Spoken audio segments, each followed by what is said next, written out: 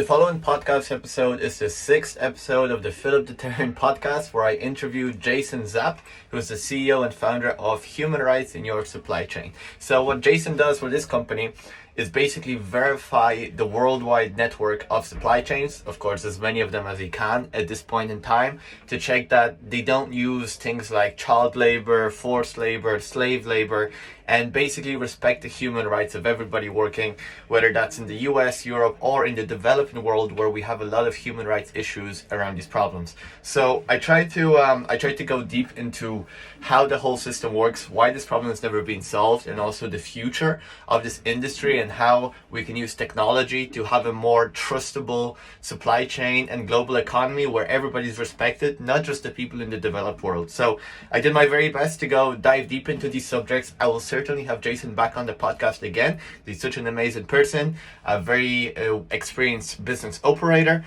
So that's basically it. I really hope you enjoyed this podcast. I thought it was a really good one, and thank you so much for listening, and I'll speak to you soon.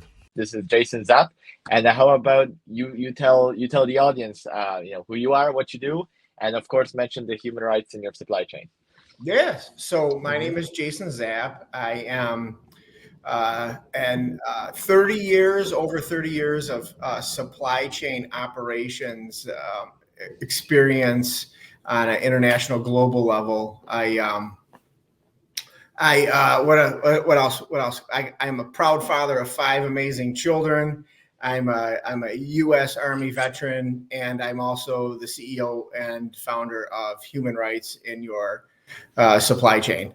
And this is an organization that helps American or North American and EU businesses ensure that their global supply chains, the goods that they're importing, have been made with ethical labor, that there's no forced or slave labor involved inside their global supply chains.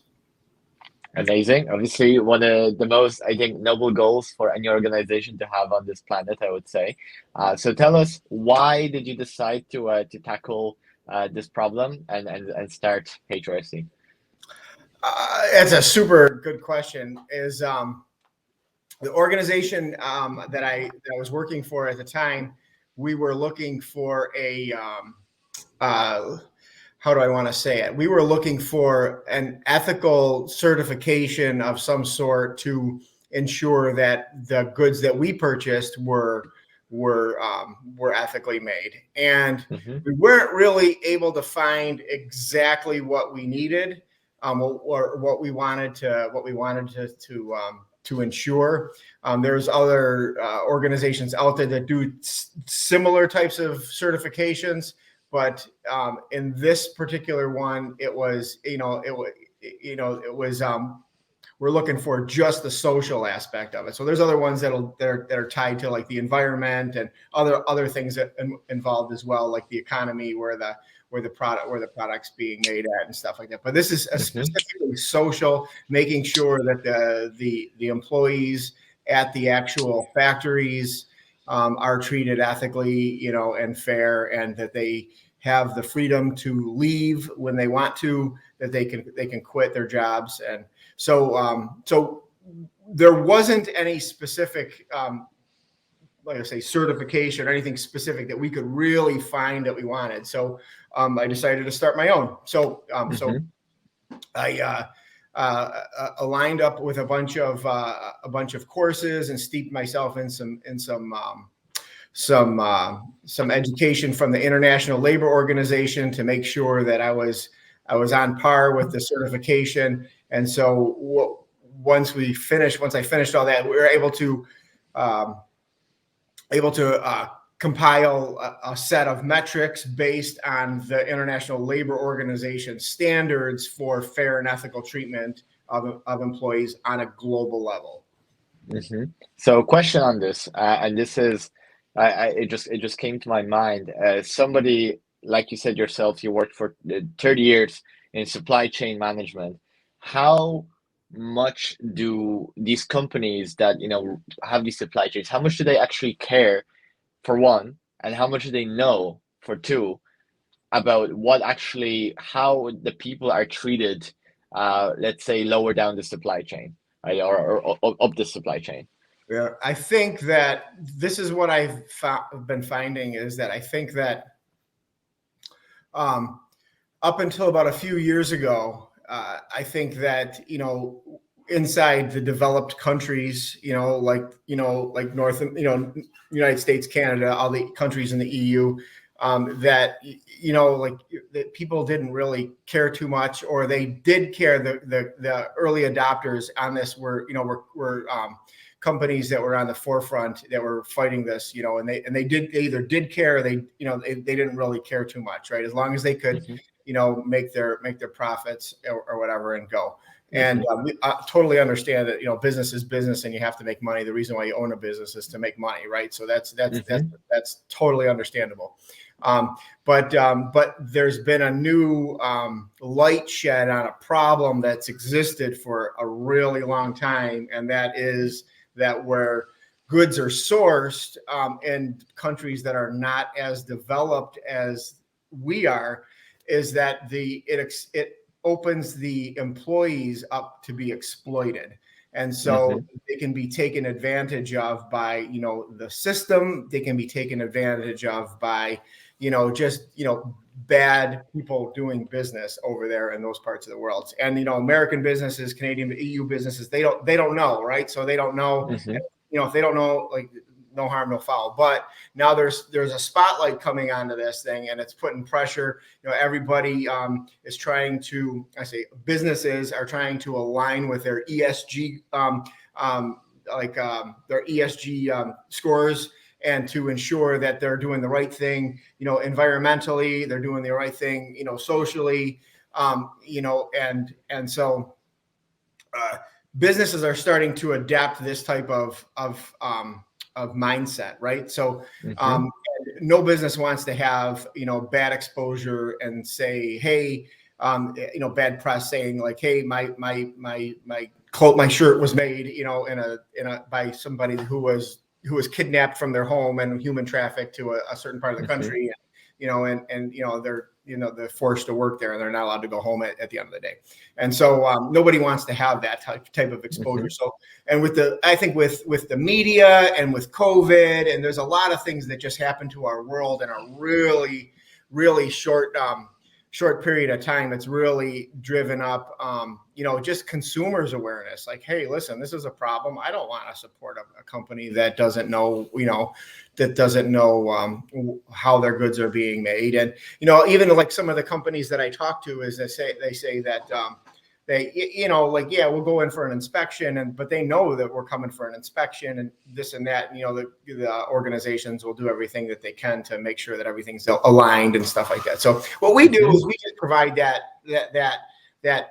brand certification, that we work with the owners of the actual factories and the owners of the actual brands that are having the work done over there, and to make sure that we're all on the same page, that all the metrics are being met based upon the International Labor Organization standards, and kind of ensuing it that way. Okay, so I'm very well aware that it's quite recent that all these certifications, like B Corp, like of course, B Corp, which is very environmentally focused certification, which I think was driven obviously by climate change, etc. But when it comes to social, you could say that climate change made us think about everything again, but I'm not really sure if that's the full picture, because when you look at it, the last couple of 100 years, this is like hundreds of years we've had supply chains, right? And for hundreds of years we had these problems, and they're probably even way worse in the past. What is it that, in your opinion, has been the trigger recently, within the last, let's say, what do you think, like half a decade, for people to actually start caring about these things? Do you think it could be social media? Because everybody's far more connected to the internet and everybody can learn things a lot faster. Do you think that could be part of it? What is your opinion about what has really been that trigger that made people care about this stuff? Yeah, well, I think that as humans, we'll get down to like the personal level, right? I think as humans that we are created to love, right? And that we are created to care about other people, right? And I think the majority of us really care about humanity as a whole, right? Nobody wants to buy products that have been made at the expense of somebody that was being harmed like that. Like you can't even like to fathom that it goes on today in today's day and age. You're like, oh, how does this even happen? Right. So yes, I believe that humanity, and then with the evolution of like social media, right? And like people have their phones, and it's just that has really exposed a lot of things for the public, right? Because people didn't know these types of things went on before. There was speculation, but now you have real solid evidence. There's every day there's a news report coming out of some part of like in Asia or Southeast Asia where there's some sort of a problem going on over there, and and companies are tied to these things, whether it's they've invested money, or they're buying goods, or they're tied to these chains somewhere along the line. And it's bad, and it's it's bad for their business, and it's bad for their brand or their brand recognition. So yes, I do believe that, and the consumers, I believe, are really taking a stand, and saying that, hey, listen, I want products that are ethically and socially made. Like you just take, like, you can go to. I just want to throw this analogy out there. You can go to the store and you can buy products that say that they're vegan, that they're cruelty free, that they haven't animals have been harmed. Right? You can buy a shirt. It's a vegan shirt. You can buy a vegan, like fake meat, right? You know what I mean? Yeah, totally. Right. And it's on a label, and it's, it has a brand certification on there, and you can't go to anything and see, like, hey, you can't go buy products as easily and see that they were ethically made or ethically sourced. Like the food, if it came from a part of the world where, if it was fish, how were the fish caught? Were they caught by people who were trapped on ships and aren't allowed to leave? There's a whole different like rabbit holes that you can go down for all these things, but we don't have those types of offerings for the American, European consumers. Okay, so the way I see it, I think you shed light on it a little bit, at least from myself, to think that I think I understand what's happening. So I think when you look at the internet and the evolution of information transfer, when now information is so accessible, for free all the time, everybody has a mobile phone. I think that in itself has driven, the education of the whole world that this has caused, has driven a lot more awareness about all of these problems that were either under the carpet or have just been, away from the public eye. And things like supply chains are like, that would be notorious for this, similarly to problems, let's say, with fishing, where it's just so little people are actually monitoring this, that it's natural that these problems occur. So I do think that in internet obviously played some part, but when it comes to certifications and all of these things, they have been around for a long time. But I think ever since people started to take climate change really seriously, I don't think B Corp would have been very successful 20 years ago, but nowadays, B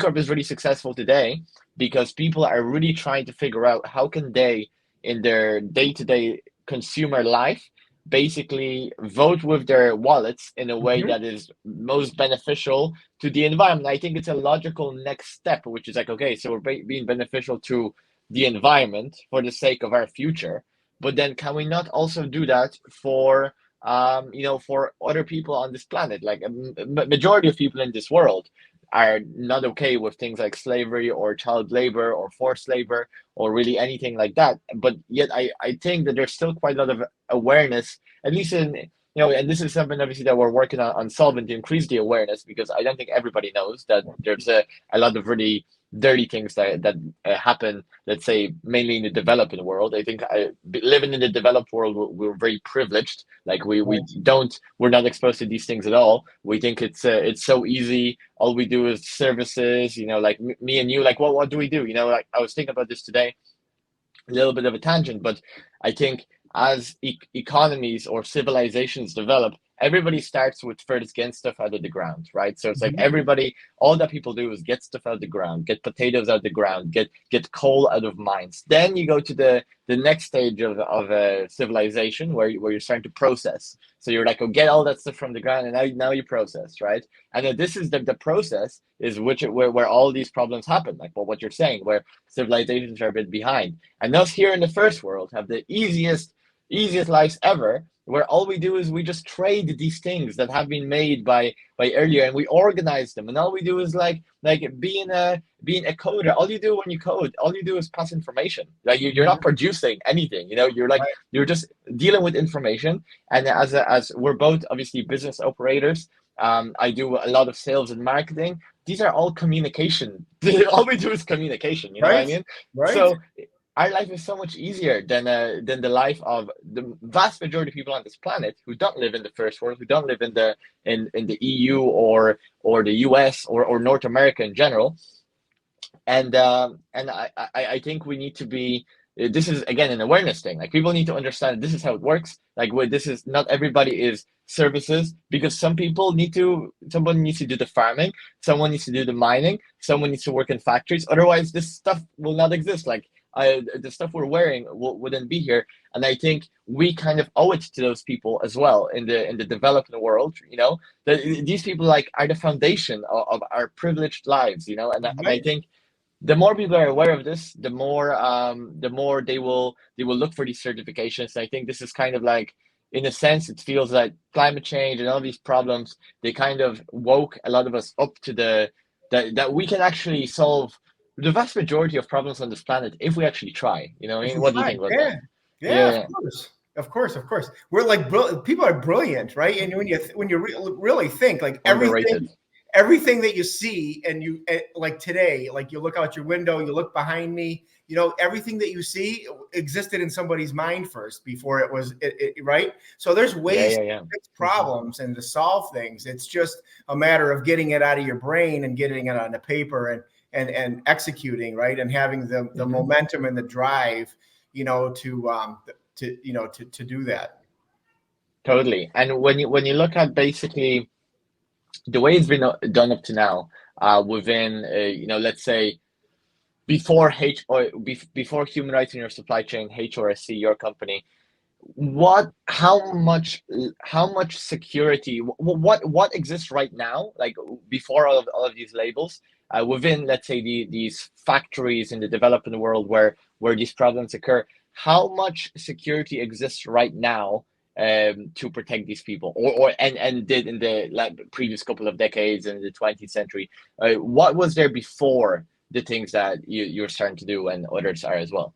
Well, there are different types of there's different types of organizations that do different types of like certifications, or there's audits. You can have like a Mhm. specific audit done of a factory, and then and have it done that way, and have auditors and all the reports come in with that.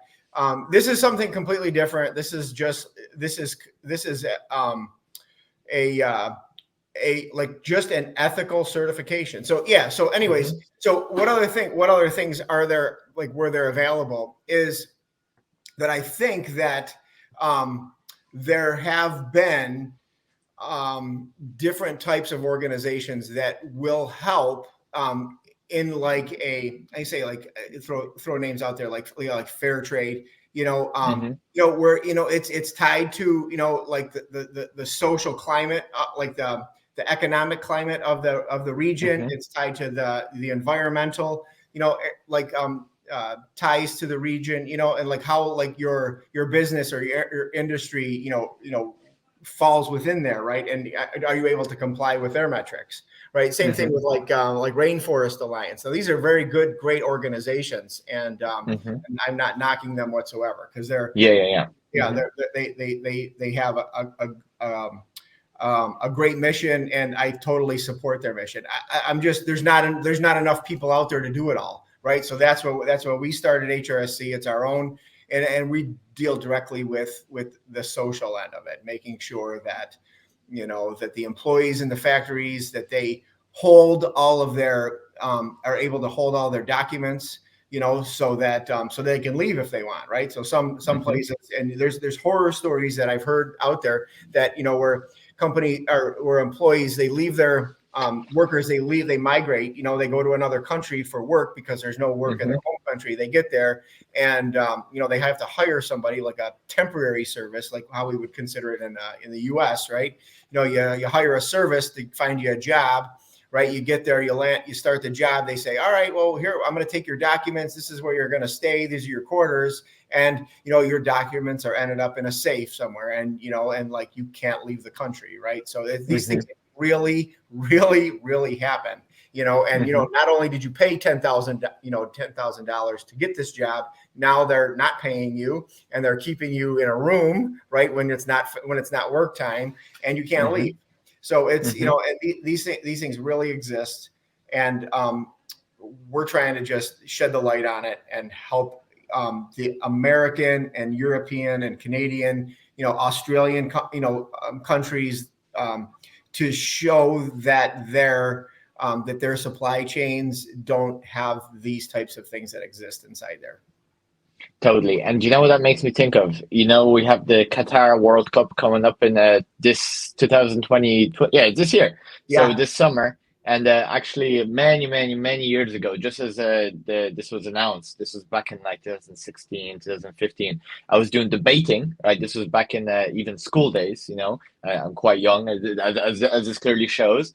But we were debating, and I was actually debating this, I think my best ever debate, because I was doing it kind of competitively, on why it is crazy for the Qatar World Cup to be hosted in Qatar, for the World Cup to be hosted in Qatar, when Qatar and Saudi Arabia, and this is these authoritarian nations, they have a terrible track record of abusing for forced labor, for slave labor, for creating situations, probably legally, because they're an authoritarian government, so legally within their country, where immigrant workers, mainly from countries like Pakistan and India, really, really poor people, they go there, for some kind of work opportunity, and that actually ends in people like in the thousands dying. This is to build stadiums. Like this is like the Qatar World Cup will be a celebration on a field, under which they're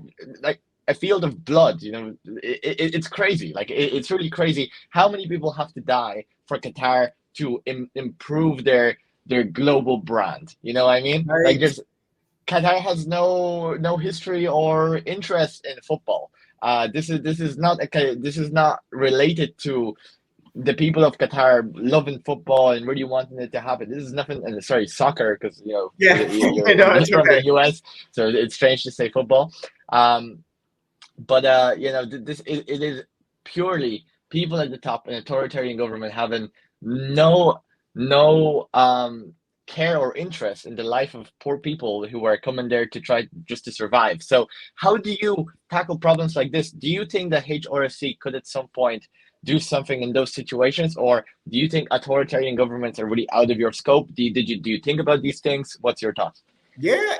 I think that, well, that's an awesome point, because yes, there are things that we can do, and every situation is different, right? So like, the situation like in Saudi Arabia or Qatar, it might be is or can be different than a situation in China, right? So so we can definitely look at the scope of the project, any project that you have, and look at what you want to do, what you want to accomplish, and we can build out a game plan for that. So kind of what we consider ourselves at HRSC is we're problem solvers. So right. So whatever, if there's a problem, there's not a problem too big that we can't handle. So if you're having a problem with your supply chain and you're having a problem, we find an issue inside your supply chain, we will provide a solution for you for that. There's always a workaround. There's always a way to get things done the way that you need it to be done, to be to the standard that you want it to be, to your brand standard.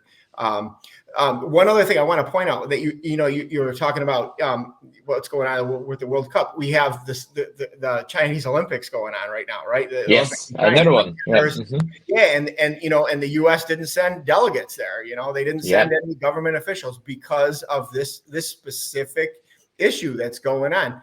And whether you sit on one party or the other party, it doesn't really matter. It matters on a humanitarian stance, right? Is that governments are starting to catch on to this, and like Germany just passed law in their parliament just this past summer, that if German companies are found to have forced labor inside their global supply chains, that they're looking at a 2% revenue fine, right? Wow. And governments are catching on to this. Like in the U.S. and in Canada, like U.S. Customs and Border Patrol, if they have suspicion that there is goods coming into the country from a part of the world that is known to have slave labor, or from a manufacturer that's tied, even if you're tied, they're going to hold that shipment at the port. They're going to hold that shipment in, at customs, and it's the importer's responsibility to prove that it wasn't made like that, it wasn't made with forced labor. And so, like, if you're an importer and you drop, like I say, you drop $100,000 right on some goods to come in, and this is cash flow. And if you're a businessman, you understand it. This is cash flow that's tied up, right? You've already spent it because they make you pay for everything up front before it ships, right? So you got the cash flow tied up, and you can't sell it until it hits your facility, your distribution center. Then you can get the cash flow start rolling back in, right? For most parts. But if this stuff is tied up there, you're not only is your cash flow held up, but you're actually paying fees for them to hold it. On top of that, these aren't common things for importers that would know these things, right? So, or regular businesses to know this. So if customs is holding that, there's a daily fee that you're going to be charged, and it's not cheap. So what HRSC does, we also provide a solution for that also. We can help you make sure that you have all the proper documents. We can help you to make sure, I can't guarantee that it hasn't been made with forced labor, but we can try to help you with that. We can ensure your supply chain before you buy the goods and have them imported in, so that everything is status quo and good to go. So basically, from what I understood from your answer there, on nearly the entire planet, whenever you have a working, let's say, operation, whether that's a sweatshop or a factory or any kind of thing, mini organization that's processing or producing something, nearly, or maybe even in all cases, they will have to be open to some kind of contact from an external party when that party is going to provide them funding for their operation. Is that right? So basically, as long as, no matter how, let's say evil they are, or like evil maybe is far-fetched, but like disrespectful towards the needs of other people, lacking empathy towards their employees when they run these low-key factories in the developing world, they still have to be open to a conversation and some kind of standard check to who is buying their goods. So is that really the key to why HRC can operate and why HRC is capable of solving these problems? Am I right? Yes. Yeah, absolutely. You hit the nail right on the head. That's exactly it. That's so. Let's just walk through it. Like, let's just say that you are a clothing manufacturer and you're going to import them into and you're going to sell them in the United States, right? So you're having your clothes, made in Bangladesh, right? And so before you make your purchase, you're going to say, hey, listen, you're going to contact my organization. You're going to say, this is what I want to do. This is what we want to accomplish. We want to make sure that we have our S covered in the ESG. And we want to market that we're a socially responsible business. Great. This is exactly what we can help you do. So what we do then is we ask you to contact your manufacturer over there, your vendor, your supplier, and then let them know that you're going to have an ethical, sustainable audit of the way that they treat their employees. So and then you're going to introduce, you'll introduce your factory, the factory owner or somebody out there to a member of our team, and then we would then work with them to make sure that we can meet all of the metrics that are there, that there's several there, to make sure that there's no underage children working in the factory, to make sure that all the workers have they have possession. This is possession, not access, but possession of their documents, so that they have freedom to go at any time, so that that they're not overworked, and that they're getting paid at the proper times that they're getting paid. And then we may, depending on how we have different service levels, right, of how deep you want to take this.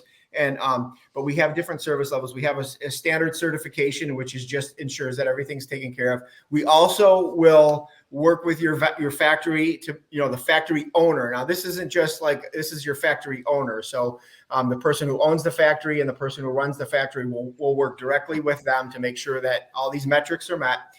We also have the next level certification that we're working on right now is with a QR code. So you're having jackets made, in Bangladesh. We can have a QR code put on a tag. We can have it, and so that the consumer can scan it, and we can put anything you want on this QR code. We can put the factory. We can put a video of the employees making the clothes. We can whatever. We can scale it out however you want to. And then we also have we're partnering with another organization, Goat Chain Parency, and we're actually going to be putting we can encrypt these documents and everything onto the blockchain. Wow, Jason. Okay, first of all, I think we should start working together, Tree Nation, with HRC, because this is something I know we are in the middle of a podcast, but I'm gonna have to write this down. Because I really think it would be amazing, because we have tree planting projects around the entire world, right? Our ambition is to have as many of them as possible. We want to plant 1 trillion trees by 2050. We're already planting over 10 million trees a year, and this year we're probably going to come close to 30 million trees a year, right? So we're on this real exponential axis, and a lot of our projects are, of course, in the developing world, in the tropics, where there's the most need for reforestation, especially regions which have a lot of desertification, etc. So basically, South America, Africa, and Southern Asia are really our top locations. And I think would be extremely valuable, for us at Tree Nation to have like a very strong system, potentially with your help, to really, when we onboard new projects in the future, to have a way to certify, at this advanced level. So I think if you're interested, we can really set this up. I think that would be amazing. I think this is this whole transparency movement, verification movement of nearly everything that you can't see right in front of you. I think this is really the future. And you touched on blockchain. This actually leads me directly onto the next question, which is, what do you think? We talked a lot about the past of all of this. What do you think about the future? So blockchain, obviously a key part of this, and this thing, your application with the QR codes. How do you see these future technologies being integrated into not only this problem with where it goes to social problems, but everything else when it comes to supply chains? Because obviously you would know all about that. What do you think? Yeah, I think technology really is, with the minds of human beings and the technology that the human beings can build. I mean, we can attack any problem that we have. Like, look at how advanced we've come so far in our world, right? Like our grandparents would be like, "Oh my gosh, I can't believe you guys." Yeah. That's true. Right? Yeah. So like I thoroughly believe with the technology, there's ways, and we have some things I can't really talk about them right now, but some really cool things that we're looking at doing within the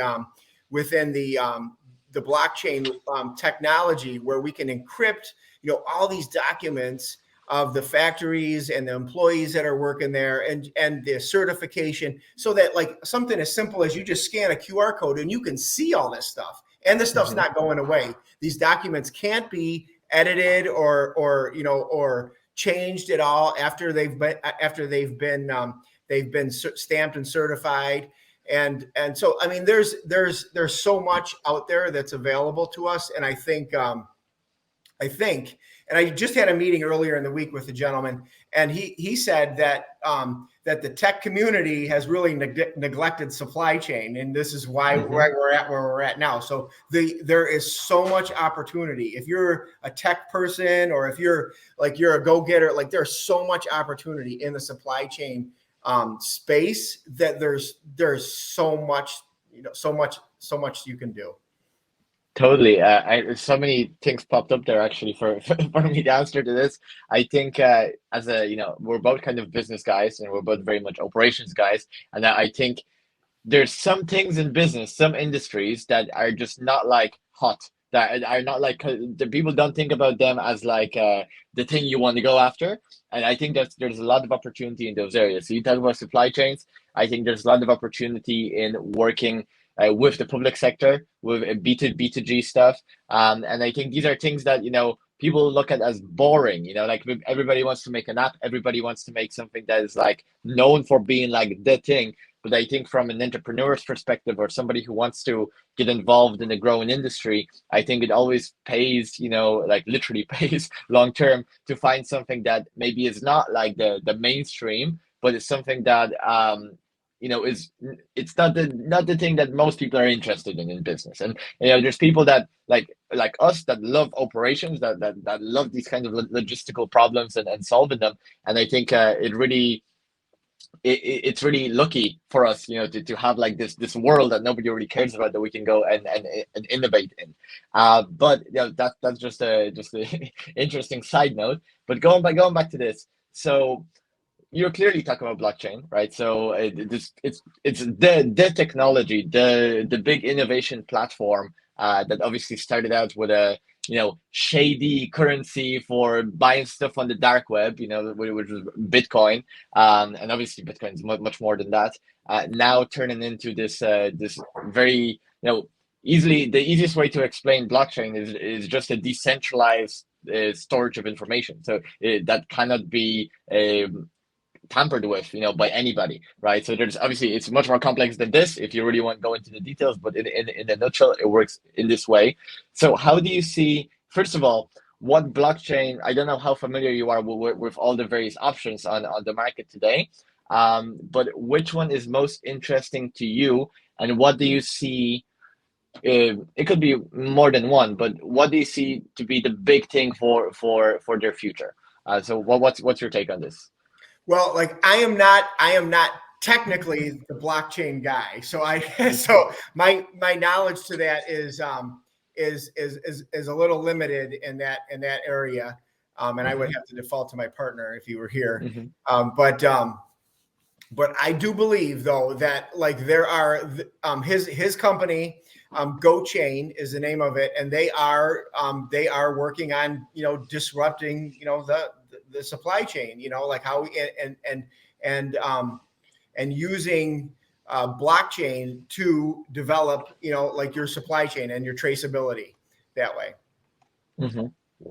And which crypto are you guys using right now? So it's Ethereum, right? Yes. So did you guys ever have a conversation about a different one, or was it always Ethereum? Yeah, that's totally his realm. I have to. Okay, well, thanks for the honesty, but regardless, I mean, what I've learned so far, at least the focus is Ethereum. If we in future podcasts, maybe in a couple of months or in a couple of years, maybe you can talk to him in the meantime, and we can get back to this topic, because I'm very, very interested. Obviously, from the point of view of investing, from the point of view, like this purely transparent here. I invest in crypto, and I see blockchain, being the future, and I'm completely team Ethereum.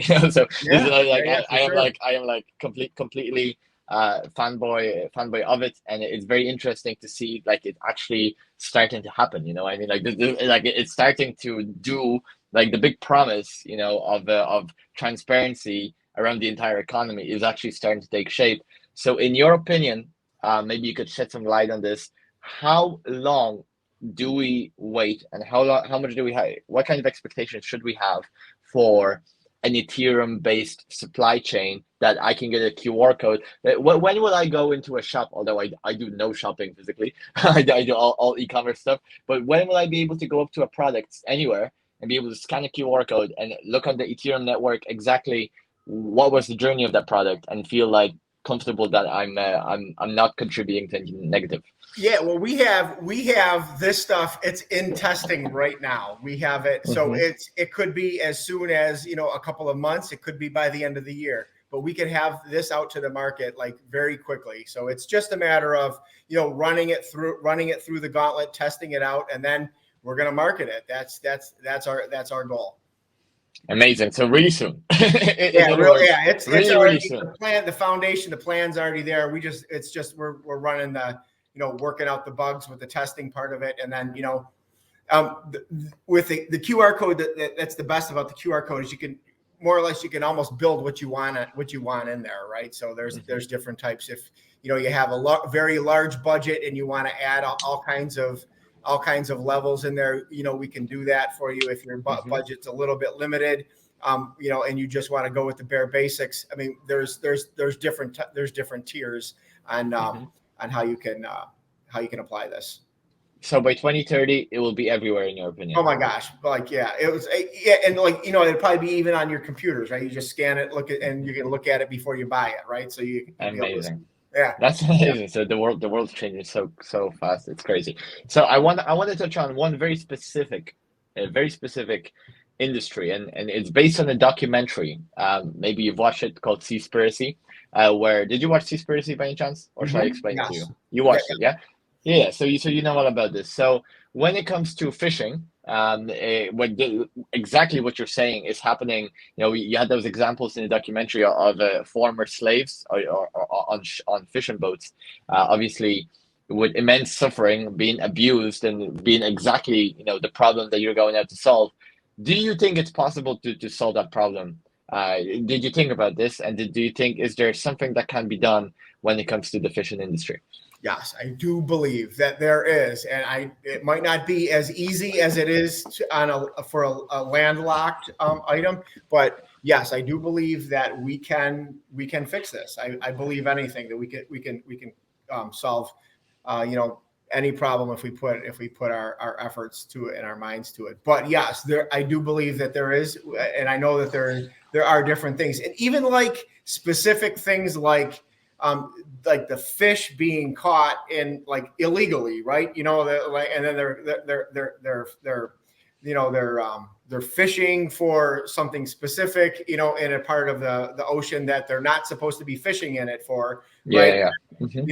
And so there's ways to, and governments are catching on with these things as well. So it's, there's ways to track and trace. I mean, that's really what the QR codes, can do, is we can have a QR code tagged for every batch, or batch of fish, that's caught with the net. And not to bore you, I can talk about it for hours. I'm not bored.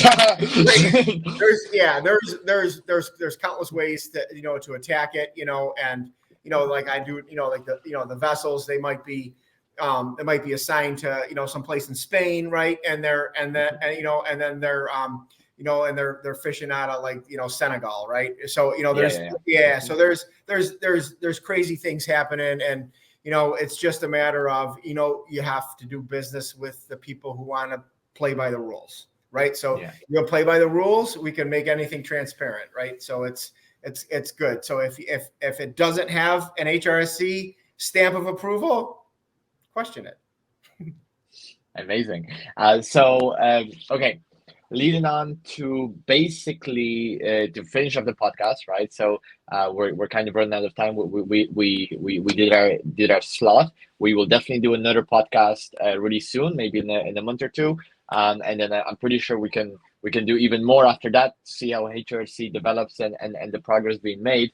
So for all the listeners, how can they get involved with HRC?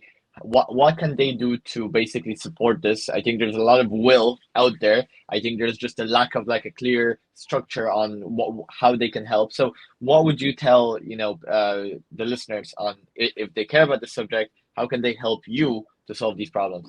Yeah. So I'm trying not to be too long, but if you're a business, all you have to do is just decide you're going to make the first step, right? Decide, all right, this is what I'm going to do. I'm going to all right, I've already committed to the environmental aspect of my business. I want to go down the social aspect. Just commit to it. Take baby steps. Take little steps, little things, and then you can start. You can reach out to us.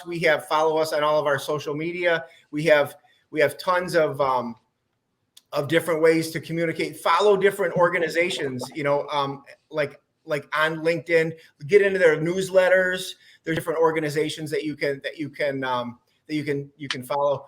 As a consumer, what you can do is you can ask the brands that you like. Ask them to show their social responsibility. A lot of like large organizations have like a corporate letter that they'll put on their website, but a corporate letter is not real transparency, right? It's just saying, hey, this is our mission, or you know what I mean? But like, underneath, like your mission, like people do whatever they want, like it's just when the boss comes around, they got, so really it's, and as a consumer,